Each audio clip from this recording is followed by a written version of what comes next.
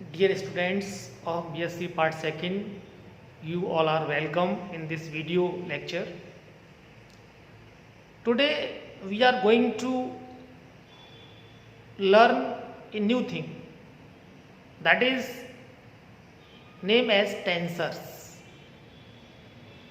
एक ऐसी चीज पढ़ने जा रहे हैं जो कि नई है। अब तक आपने सुना है कि भौतिक राशियां फिजिकल क्वांटिटीज दो प्रकार की होती हैं, scalar and vector. Means what? अदिश एंड सदिश। लेकिन एक और नई प्रकार की राशि भी होती है, भौतिक राशियां भी होती हैं, इसको बोलते हैं हिंदी में प्रदिश और इंग्लिश में बोलते हैं tensor, TENSORS। Tensors mathematical physics की किताब पढ़ रहे हैं ये। टेंसर जब आप MSc मैथमेटिक्स करोगे कहीं फ्यूचर में यदि करना हो तो वहाँ पर आपको ये पढ़ने के लिए एक नई किताब, अलग से किताब आती है, टेंसर्स का पेपर चलता है। लेकिन यहाँ पर आप BSc पार्ट 2nd में ही उस चीज़ को पढ़ रहे हैं तो उसकी गंभीरता को आप समझ सकते हैं। जहाँ मैथमेटिक्स में आप MSc में पढ़ेंगे और उसको आप BSc 2nd ईयर में पढ़ रहे हैं, तो कृपया कर मैथमेटिकल फिजिक्स, जैसे बार बार कह रहा हूँ, हायर मैथमेटिक्स वाला पेपर है ये, और उसको आप गंभीरता से नहीं लेंगे क्योंकि वीडियोस को आप ढंग से नहीं देख रहे हैं, मुझे ये ज्ञात हो रहा है, तो कृपया करके देखें। तो चलो मैं आपको सबसे पहले ये बताता हूँ कि टेंसर्स क्या है। जैसे अदिश राशियाँ जो होती हैं उनको व्यक्त करने के लिए I, J, K किसी भी घटक की आवश्यकता नहीं होती। अगर किसी भौतिक राशि का कोई भी घटक नहीं है तो वो अदिश राशि होती है। अगर किसी भौतिक राशि का एक घटक है I वाला अथवा J वाला अथवा K वाला अथवा तीनों अथवा दोनों अथवा अकेला कोई वाला है, तो ऐसी जो राशियां होती हैं उनको अपन सदिश राशियां कहते हैं। लेकिन यानी इनके 3 घटक होते हैं, हो सकते हैं अधिकतम, I अथवा J अथवा K अथवा I प्लस J अथवा J प्लस I अथवा तीनों I J K वाला राशि हो सकती है। लेकिन कुछ राशियां ऐसी भी हैं जिनके घटक 3 से ज़्यादा भी होते हैं। ऐसी भौतिक राशियों को, ऐसे भौतिक गुणों को व्यक्त करने के लिए यूज़ किया जाता है टेंसर्स। जैसे आपने देखा होगा कि अगर कोई भी भौतिक गुण, जैसे आपने कोई कमरे में इत्र की शीशी खोली, अगर उसका विस्तार सभी दिशाओं में समान नहीं है, फैलाव समान नहीं है, किसी एक डायरेक्शन में ज़्यादा है एक में कम है, तो उस राशि की खुशबू, उसकी जो खुशबू होगी वो सब जगह समान नहीं होगी, यानी होमोजीनियस नहीं है। अगर कोई गुण होमोजीनियस किसी पदार्थ में नहीं है, सभी दिशाओं में समान नहीं है, तो ऐसे गुणों को से संबंधित भौतिक राशियों को व्यक्त करने के लिए टेंसर्स का उपयोग किया जाता है। क्लियर? अब इन टेंसर्स को, जैसे आपने ये देखा है कि 2 फ्रेम ऑफ रेफरेंस लेते हैं, एक S स्थिर फ्रेम है और दूसरा गतिशील फ्रेम ऑफ रेफरेंस है S डैश। स्थिर फ्रेम के सापेक्ष, जैसे आप अपने घर में इस वीडियो को देख रहे हैं, आपका स्थिर फ्रेम है, तो स्थिर फ्रेम के सापेक्ष एक पतंग उड़ रही है, आप देख रहे हैं, उसके कोऑर्डिनेट्स आपकी नज़रों में आपके सापेक्ष X, Y और Z है। एक कोई व्यक्ति हेलीकॉप्टर में जा रहा है, वो पतंग को देख रहा है, वो गतिशील फ्रेम हो गया हेलीकॉप्टर, और उसके सापेक्ष उस पतंग के जो कोऑर्डिनेट्स होंगे वो क्या होंगे? X डैश, Y डैश और Z डैश। बस टेंसर के फॉर्म में इन्हीं जो दूसरा फ्रेम है S dash, X dash, Y dash, Z dash वाला, इस पर अपन डैश नहीं लगाएंगे और क्या लगा देंगे ऊपर X बार, Y बार और Z बार। ये अंतर होगा जिसको अपन देखने जा रहे हैं। ये काफ़ी इंपॉर्टेंट है, आप इस वीडियो को कृपया ध्यान से देखें। आइए देखते। यस, एक बात बताना मैं और भूल गया था कि आज शेखावाटी यूनिवर्सिटी की प्रैक्टिकल की क्लास भी घोषित हो गई, एग्ज़ाम भी घोषित हो गए हैं, तो कृपया कर जो टाइम टेबल अभी कॉलेज में लगाएंगे उसके अनुसार आप अपने रिकॉर्ड तैयार रखेंगे।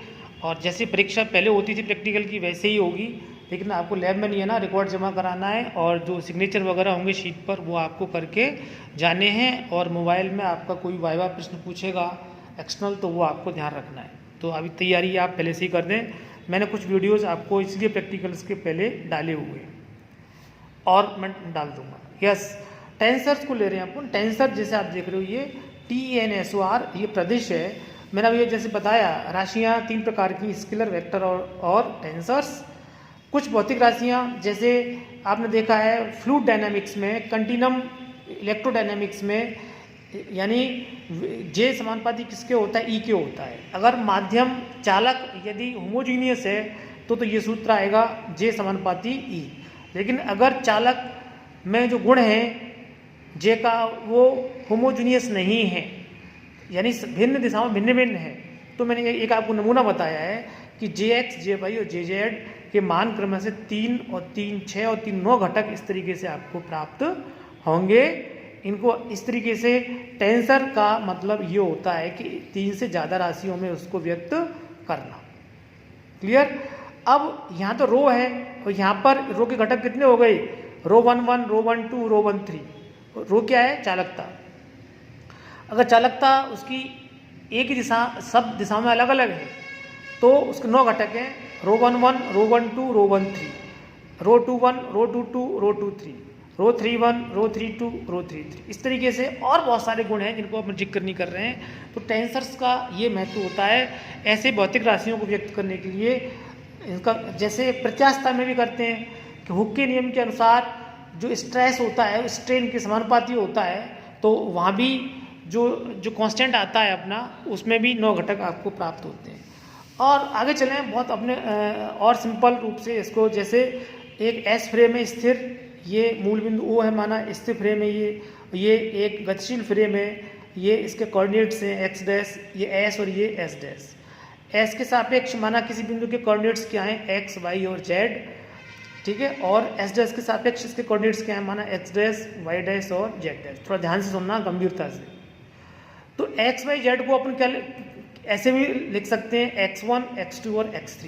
ये दूसरा इसका प्रचलन है, यानी x y व z को कैसे भी अपन लिख सकते हैं, x1 x2 और x3। इसी प्रकार जहाँ x डैश y डैश और z डैश है उसको कैसे लिख सकते हैं, डैश न लगा के क्या लगाएंगे, बार लगाने हैं, ये बार ये बार ये बार, यानी आपने डैश न लगा के क्या लगाया है, बार, और x1 x2 और x3।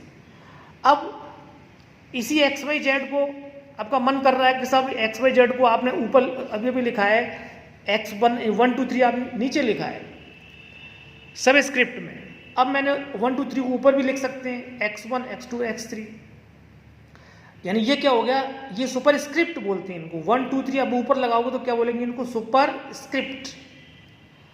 अब जैसे इसमें x dash y dash z dash है, ये इसको इस तरीके से लिखेंगे तो 1 2 3 कहाँ जाएगा, ऊपर, और डैश की जगह क्या आ जाएगा, ये बार आ गया। तो ये अपन कहाँ बढ़ रहे हैं, टेंसर के प्रचलन के रूप में आगे बढ़ रहे हैं कि टेंसर को किस तरीके से गणितीय रूप से व्यक्त किया जाता है। बार की जगह क्या लगाएंगे, डैश, और x y z को क्या लिखेंगे, x1 x2 और x3। अगर x1 x2 x3 इस तरीके से लिखा है तो वो एक प्रकार का टेंसर होता है, ये वाला, ये, और ये दूसरे प्रकार का टेंसर होता है। अगर ऊपर लगाएंगे आप 1 2 3 लिखेंगे तो ये दूसरे प्रकार का टेंसर कहलाता है। ये इसका क्या होता है, गणितीय एक प्रचलन होता है लिखने का। अब आइए मोस्ट इंपॉर्टेंट चीज जो कि इसका हार्ट होता है टेंसर का, उसको पढ़ने जा रहे हैं। उससे पहले मैं आपको बता दूं कि टेंसर 3 प्रकार के होते हैं। एक तो कोवेरिएंट टेंसर, इन्हें बोलते हैं सहचर, को माने सहचर।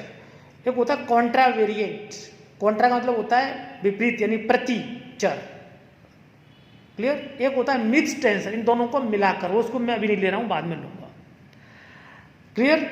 कोवेरिएंट और कॉन्ट्रावेरिएंट। और तीसरा कौन सा होता है, मिक्स्ड टेंसर। एक चीज नंबर 2 कि इसमें आप देखिए कि अगर आई जे के 3 आपने ये लिए हैं अक्षर, इनके संगत P Q R ही ध्यान रखेंगे। I की संगत P का जोड़ा है, J की संगत Q का है, K की संगत R का जोड़ा है, या उनको उल्टा मान लें, P की संगत I, Q की संगत I, R की संगत K, इसको ध्यान रखेंगे, I J K P Q R। Clear, आगे बढ़ते हैं। सबसे पहले अपन व्यक्त करना सीख रहे हैं फर्स्ट रैंक का टेंसर, प्रथम कोटि का कोवेरिएंट टेंसर को कैसे लिखा है, एड्रेस कैसे करते हैं उसको। तो सबसे पहले अगर 1 रैंक का है तो यहाँ पर एक, ये म्यू 1 अक्षर आएगा, clear.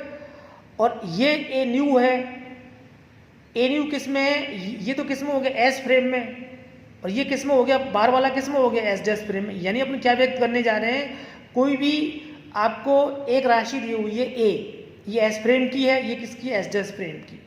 You are going to change this A of S frame into S dash frame, यानी एस फ्रेम के ए मान को किस में चेंज करने जा रहे हैं आप, एस डैश फ्रेम के रूप में व्यक्त करने जा रहे हैं। तो कैसे करते हैं, फर्स्ट रैंक का है तो एक अक्षर लिखेंगे म्यू, म्यू के संगत क्या लिया आपने, न्यू लिया है, ध्यान रखना। तो सबसे पहले क्या करोगे आप कि डेल, पहले सबसे पहले अगर म्यू एक अक्षर है तो यहाँ पर एक लाइन बनाओगे आप, और डेल एक्स बार म्यू लिखोगे, ये जो अक्षर है यहाँ म्यू, और इसके संगत क्या आएगा, डेल एक्स न्यू। क्लियर। और एक न्यू ऊपर आया है तो यहाँ पर एक के साथ कहाँ आएगा, नीचे आएगा। क्लियर। अब आप द्वारा सीख रहे हैं। अब मैं ले रहा हूँ, जैसे मेरे पास एस फ्रेम में ए पी है, पी देख रहे हैं, मैं पी लिख रहा हूँ इस समय, पी है, और एस डैश फ्रेम में क्या ले रहा हूँ मैं, आई। अब मैं आई को चेंज कर रहा हूँ, देखना आप। सबसे पहले मैं ये लाइन खींचूंगा, पहले चिन्ह लगाऊंगा बराबर का, फिर ये लाइन खींचूंगा, फिर लिखूंगा डेल एक्स बार आई, क्योंकि आई की संगत है ये। इसकी संगत लूंगा डेल एक्स पी, तो ये पी यहाँ आएगा, देखें आप, ये रख, और बस, और ए लिखेंगे आप, और ये जो पी ऊपर आया तो ए पी कहाँ जाएगा, इसके साथ नीचे आ जाएगा। क्लियर। अब ले रहे हैं सेकेंड रैंक का टेंसर, और मैंने आपको आधा अधूरा छोड़ा है जिससे आपके साथ में भरूंगा इसको। तो जैसे इसमें कितने, आई और जे, और यहाँ क्या ले रहे हैं आप, एस फ्रेम में क्या ले रहे हैं, पी और क्यू, यानी एस फ्रेम में पी और क्यू है, यहाँ क्या, आई और जे। ये एस फ्रेम का, इस तरफ का ये एस फ्रेम का है, ये किसका है, एस डैश का। सबसे पहले यस स्टार्ट, आई तो डेल एक्स बार आई आएगा यहाँ, और यहाँ क्या आएगा, del X bar J. Clear. आई की संगत क्या है, पी, तो यहाँ लिखोगे डेल एक्स पी। इसकी संगत क्या है, क्यू, यहाँ लिखोगे डेल एक्स क्यू,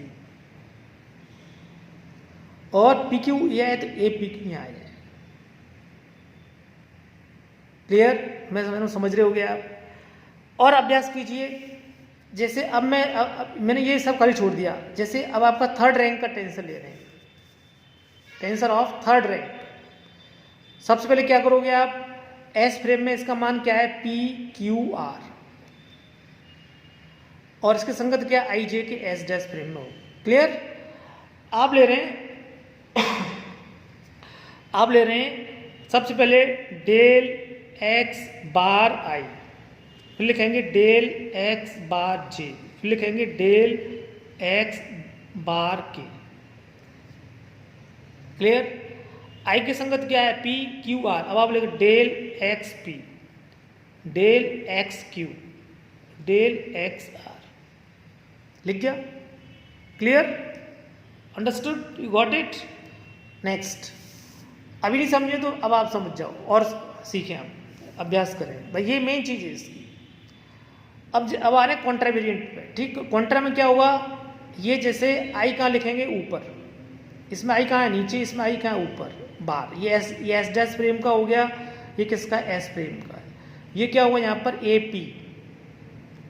सबसे पहले आप लिखेंगे, चूंकि ऊपर है आई, तो डेल एक्स बार आई, इसके संगत क्या है, डेल एक्स पी। देखिए मैं भर रहा हूँ इसे, ये मिटा दिया, ए पी।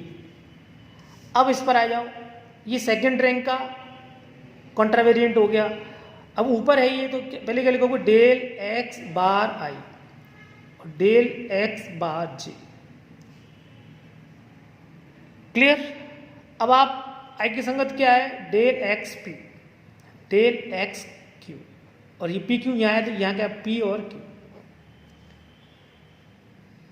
इस तरीके से मेरे साथ साथ जो ट्रिक सीख रहे हो आप, इससे सीखोगे, लिखने के बाद समझ में नहीं आएगा, जब मैं लिख रहा हूँ साथ साथ तभी समझ में आएगा, इसलिए मैंने खाली छोड़ रखा है। अब लास्ट मैं आपको ये बता रहा हूँ, कल मैं आपको बताऊँगा मिक्स टेंसर। अब मैंने ये खाली छोड़ रखा है, देख रहे हैं आप, थर्ड रैंक का। अब मैं आपसे भरवाऊँगा, इसमें देखो आई जे कहाँ पर है, ऊपर हैं, ठीक है। और तो अपने यहाँ के ले रहे हैं पी क्यू आर, ये एस फ्रेम के राशियाँ हो गई। अब आप देखें डेल एक्स बार आई, डेल एक्स बार जे, डेल एक्स बार के, यानी आई जे के पहले कहाँ लिखोगे? ऊपर बार। अब क्या आएगा? Del X P, del X Q, del X R. Clear? और पी क्यू आर, ए के ऊपर क्या आ गया? P Q R. इस तरीके से आप देख पा रहे हो कि अगर आप थोड़ा ध्यान से कॉन्सेंट्रेट होगे, क्योंकि नई चीज़ है इसलिए आप इनको देखोगे तो ये सीख जाओगे, तो फिर आगे की चीज़ें आपके लिए बहुत क्या हो जाएंगी? आसान। इसलिए मैं समझता हूँ कि आप इस सब वीडियो को आज रिप्ले कर करके देखेंगे और इसको आप यहाँ तक समझ पाएंगे। कल मैं कराऊंगा आपको मिक्स्ड टेंसर। तब तक के लिए थैंक यू वेरी मच।